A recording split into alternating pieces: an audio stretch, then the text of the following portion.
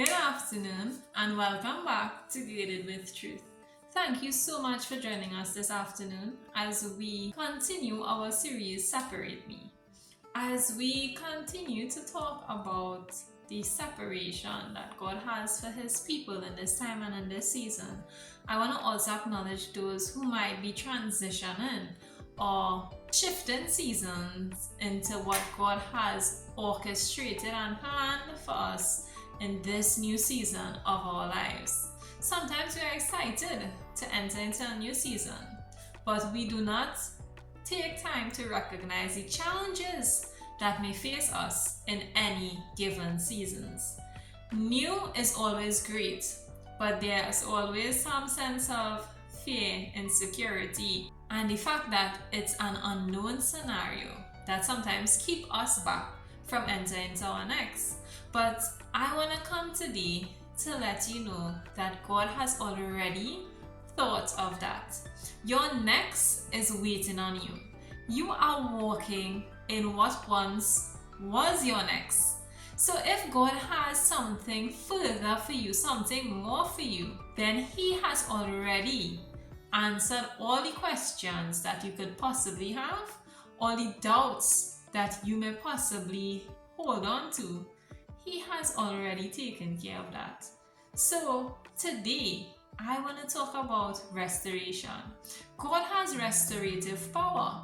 And what is restoration? Restoration in the English dictionary is defined as the act of returning something to its previous owner, to its previous condition, or to its previous place. But Scripture tells us time and time again of God's restorative power.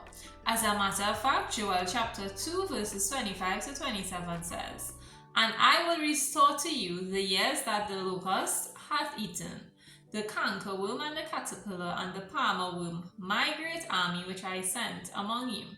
And ye shall eat in plenty and be satisfied, and praise the name of the Lord your God, that hath dealt wondrously with you. And my people shall never be ashamed. And ye shall know that I am in the midst of Israel, and that I am the Lord your God, and none else, and my people shall never be ashamed." So the scripture starts off by telling us that there was a cankerworm, a palmer worm, and a caterpillar. But it also said that God sent this great army among you. Because sometimes we do not grow unless there are challenges. Sometimes for God to really filter our hearts, there need to be struggles. The good things sometimes need to be taken away so that we can walk in the God things. Sometimes we get these two things mixed up because we think every good thing is from God. But Jesus, when He was upon the earth, He clearly stated that every good and perfect gift is from above. So you can't just stop at the good, but you have to include the perfect in order to get the good and perfect, which is what God gives to us. And sometimes good stops us from accomplishing great. So God sends these armies, God sends these situations, these trials, these tribulations to prove us, to stop us from settling so that we can get to what's next. And He said that He would restore everything that was taken away via the caterpillar, the cankerworm, and the palmer worm. So God is bringing this restorative power to us because He is ready to restore us. And it's not because He just wants to give us God things, but it's because He wants everyone to know that we are His. We are His children and He loves us. There's nothing that God will not do for us. And He says His people will never be put to shame. So God is ready to restore us. But when we look at this word restoration, it speaks about bringing an end to something. And then we also learned that it's restoring something to the former owner. So because God has given us a promise, because He created us for a promise, because He created us to walk in wealth and abundance and His love and all of this, He took us through seasons of hardship, through seasons of trials and great tribulations. But guess what? He is ready to restore us. And God's restoration is true. God's restoration is forever. His restoration means that we will never enter into the same place, the same situation, the same circumstance that we are seeing right now. Moses described it as the enemies that we see today, we will see them no more. God is ready to restore you. He's ready to restore me. He's ready to restore his people.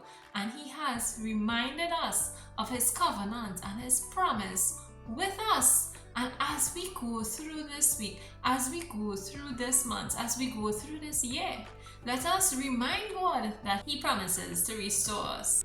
2 Samuel chapter 9 verse 7 says, "And David said unto him, Fear not, for I will surely show thee kindness for Jonathan thy father's sake, and will restore thee all the land of Saul thy father, and thou shalt eat bread at my table continually." So here, David is restoring unto Mephibosheth everything that not just his father Jonathan would have had, but even his grandfather Saul. So restoration happens even because of the family that we have grown up in. Mephibosheth probably was thinking, my father Jonathan is dead, and my grandfather Saul has done all these wrong things, and maybe sometimes he wished he never fell, and these things didn't happen to him, and he grew up in a different family, because at some point all of us would have these different ways of thinking or these different feelings, whether we are young or old. And here is Mephibosheth in this situation, being blessed because of the family he grew up in. Your family is not perfect, but guess what? God placed you there for a reason. It might be hard, it might be difficult, you might have struggles there, but everybody in your family is placed there strategically by God so that you can learn a particular lesson, so that you can be a better version of yourself, even as you go out into the world, even as you accomplish the promise of God for your life. And the word restore there, where David is restoring Mephibosheth, talks about to turn back. And when we listen to scripture, when God says he's going to turn back, he uses a particular phrase that says he's going to turn the captivity of his people. Zephaniah chapter 3 verses 19 to 20 says, "Behold, at that time I will undo all that afflict thee, and I will save her that halted, and gather her that was driven out, and I will get them praise and fame in every land where they have been put to shame.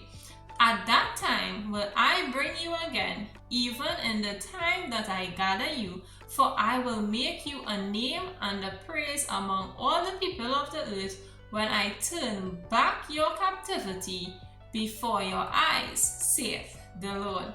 So God is not just going to restore you, but he's going to bring you into greatness. He's going to do more for you. He's going to bring you into the place that he promised you all along. Your promise is about to come to pass. Why?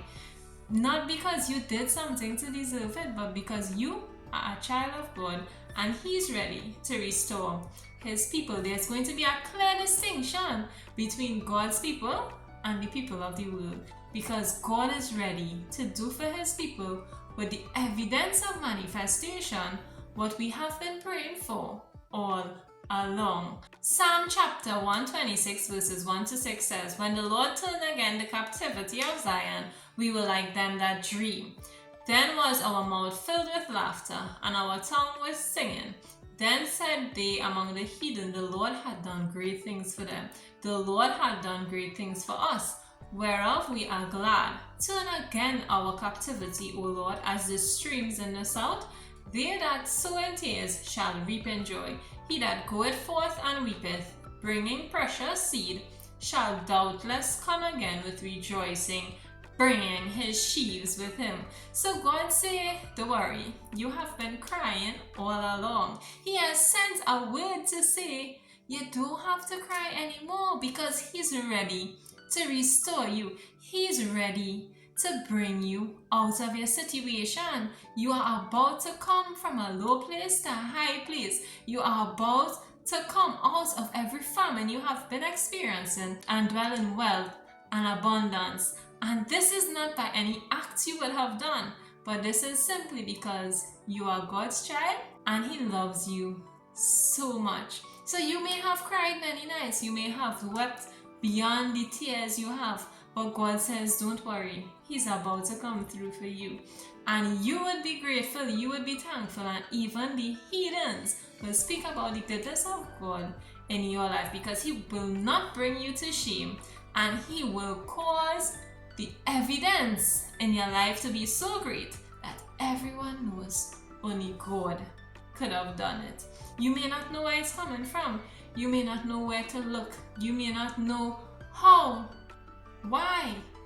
But God is saying to you today, it's simply because you are His child. You don't have to work out the maths. You don't have to study where it's coming from. Because let me tell you something, it's going to come from an unlikely place. It's going to come from a resource that you didn't even know you had all along. God is about to do it. He's about to perform that miracle, sign and wonder in your life. All you have to do is trust in Him, believe in Him, hold on to His promise, and let the devil know that God is fighting for you. Thank you so much for listening. Have a wonderful afternoon. Bye.